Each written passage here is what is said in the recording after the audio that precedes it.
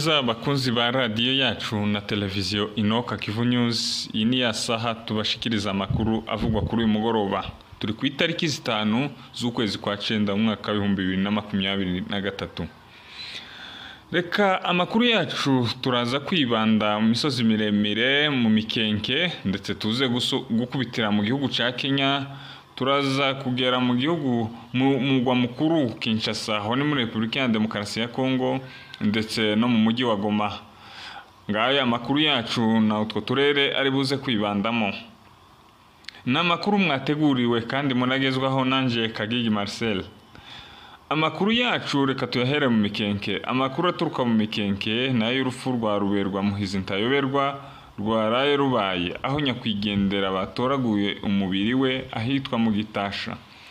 Ngo akaba basanzwe yishwe arashwe. Uwaduhaye amakuru yatubwiye ko zagenze. Yagize ati Pastor Ruberwa yari mu kiraro mu Kamombo. Habaye kuwa gatandatu aja mu mikenke kwinjira ararayo. Habaye kuwa mbere yerekeza mu Gitasha ahagombaga kubera ibiganiro n'abanyamoko.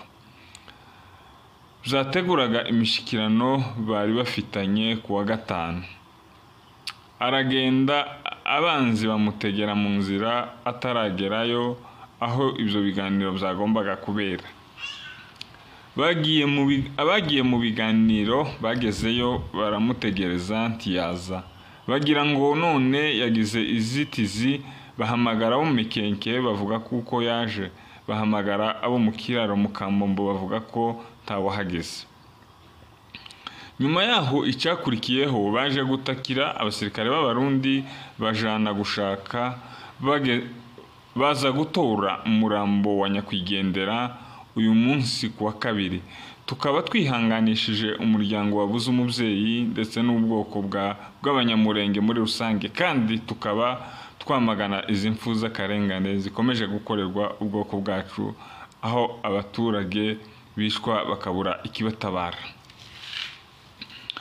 Reka tuje mu gihugu ca Kenya. Mu gihugu ca Kenya uyu munsi itariki 5 z'ukwezi kwa 9 mwaka wa 2023 habereye umuhango wo kwibuka Ntwari Bonheur Sekunzi wishwe Kinshasa, aho yarabohewe ndetse umubiri we ugashimutswa.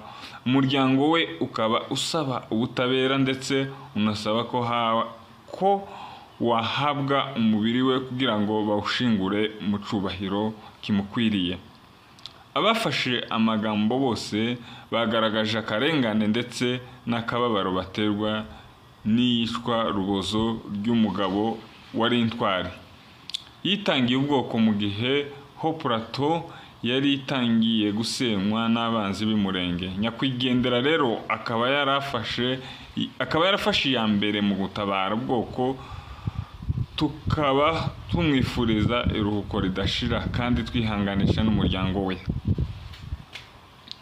Reka tunyarukire mu mujyi wa Goma. Nyuma y'ishwa ry'abantu benshi rikozwe n'abasirikare bacunga umukuru w'igihugu ndetse n'abapolisi bakorerwa mu mujyi wa Goma, ubwo vice premier ministre w'ingabo ndetse n'ubutegetsi bw'indani mu gihugu bagereye Goma kureba ibyahabereye, bose mu gihe bari basoje uruzinduko rwabo basize batangaje ko guverineri w'intara ya Kivu y'Amajyaruguru Bwana Constant Ndima yitaba kuri uyu wa kabiri i Kinshasa, umugwa mukuru wa Kongo, kwisobanura kuri ubu bwicanyi bwakozwe mu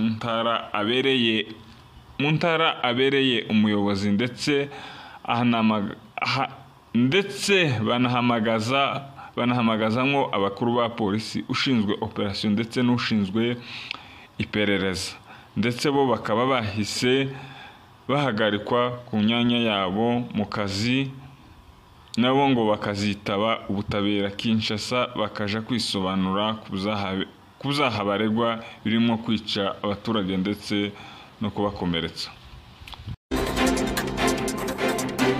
Indi nkuru nanone ishushe iri kuvugwa cyane muri aka kanya, nyuma yaho bwana guverineri w'intara ya Kivu y'Amajyaruguru Constant Ndima yagejejwe Kinshasa kuryoza ibyo yakoze cyangwa se ibyo bamushinja ku bwicanyi bwabereye hariya mu mujyi wa Goma ku itariki 30 z'ukwezi k'umunani gushize.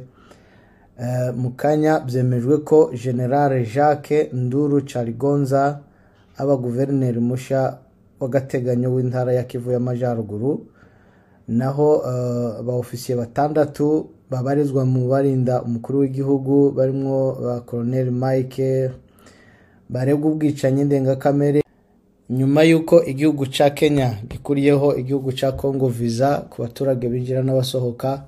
Uyu munsi wa none igihugu ca Tanzania naco catangaje ko gikuyeho visa yasabwaga ku gihugu ku baturage b'abanyekongo. Ubu rero abanyekongo bakaba bishira no kwizana mu bihugu bya East Africa, aho wasangaga kuja muri East Africa byabahendaga gutanga amadolari arenga 100 kugira ngo bagere muri ibyo bihugu. Ariko kuri ubu ngubu bakaba bishimira intambwe ya Perezida Felix Tshisekedi akomeje gukora, ndetse n'uburyo akomeje kubahuza n'ibihugu byo mu karere, aho bimwe mu bihugu abanyekongo bahahiragamo nka Tanzania ndetse na Kenya byose bimaze kubakuriraho visa. Hakaba hagisigaye gusa igihugu ca Uganda. Amakuru yacu tuyasoreze mu mugwa mukuru Kinshasa. Vice Premier Ministre w'ububanyi n'amahanga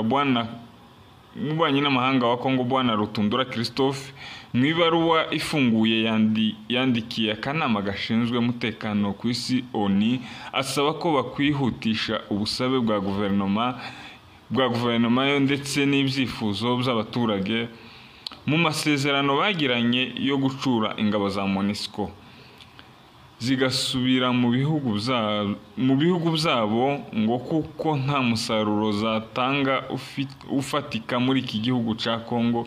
Ibi ndetse bikaba bimaze guhitana abaturage batari bake bigaragambya, bavuga ko batagishaka izi ngabo muri iki gihugu. Ikindi yavuze ko ashimira uhagarariye MONUSCO muri Kongo mu nzira yatangije yo gukomeza kugabanya umubare w'abasirikare ba MONUSCO hirya no hino mu gihugu mu duce tumaze kugarukamwo ituze, ndetse akaba asaba ko yakomeza iyo nzira zo kugira ngo izi ngabo zivanwe muri Kongo zose mu mwaka wa 2023. Reka tubashimire bakunzi ba radio yacu na televiziyo, tubasaba gukora subscribe, gukora comment na share muna likinga. Bibutse kuko amakuru mwayagejejeho nanjye Kagigi Marcel, tunashimira mugenzi wacu wadufashije ku buhanga bw'izuma. Murakoze, mugira ibihe byiza.